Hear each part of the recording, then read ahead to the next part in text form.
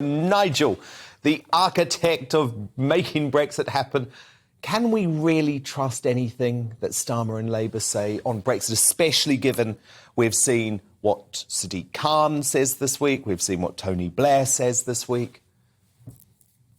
Yeah, absolutely, Dan. But remember what this is all about. You know, Brexit proved to be a disaster for the Labour Party. The North London dominated Labour Party couldn't conceive that 4 to 5 million of their own long-term voters would desert them on this issue, would desert them in the 2015 general election, desert them in the referendum, and then, when they tried their best to overturn it, then actually moved to Boris Johnson. And so this is a shout out to the Red Wall. It's a big, clear message. We will not rejoin the EU, the customs union, or the single market. So I get what he's doing. Now, would it quell dissent within the party amongst the internationalists, as they call themselves, the globalists, as I prefer to call them? Well, certainly not. No, it won't do that for a moment.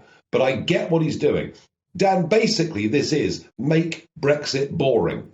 Try to get Brexit out of the Labour voters' minds, get them focusing on Boris Johnson's government, its errors, its unforced errors that it keeps making, it seems, every single week. So I think from a political point of view, it's actually quite a clever speech. The problem is, as with everything with Starmer, there's no substance. You know, make Brexit work was the slogan. Well, what is it?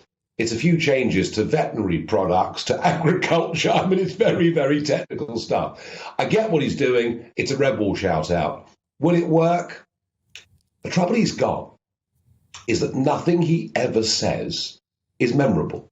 Nothing he ever says gets repeated in the cab. Nothing he ever says gets told to me by a black cab driver. It's just the way he delivers it. But maybe, and we should think about this here at GB News, maybe being boring, maybe being dull at the moment is a bit of an asset compared to the chaos that we see in number 10. Well, I have to say, I was falling asleep just then with Starmer's monologue. I was like, we need to get Farage on ASAP because people will be hitting the off button on their remote. So I completely agree with you on that. I guess the other point of view on this speech, though, Nigel, is it's going to absolutely tear apart the left and the centre of the Labour Party yet again. I mean, even today, Sadiq Khan again saying, no, we can still deliver Brexit and join the single market. Yes, the pressure for the single market is there. And if you work on the basis that it's unlikely, even given the fact that I think the Tories are heading for a disaster, but I think it's unlikely that Labour can get an outright majority. Very unlikely indeed, given the arithmetic. They would, of course, have to go into bed with the Liberal Democrats, probably the SNP too, both of whom do want to rejoin the single market. So he can say what he wants today, but the political reality of putting together a government would be very different. And let's face it, he ain't going to put it to a referendum. I mean, that isn't going to happen.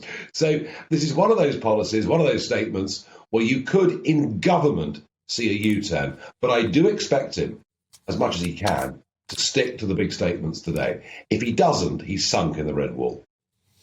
And how terrified should we be of Sir Tony Blair behind the scenes pulling the strings, Nigel? Do you know what? I'm not that terrified. I mean, I think, Blair has, post being Prime Minister, carved out a very successful career on the global stage, especially in Africa and continents like that, where he's made millions and millions and millions. His political stock in the UK is pretty low. And he can get together for his little conference last week, and he can be popular amongst that group. He is not popular. In fact, he's extremely unpopular with the British public. And the more he's seen as a puppet master, the more damage I think he would do to the Labour brand.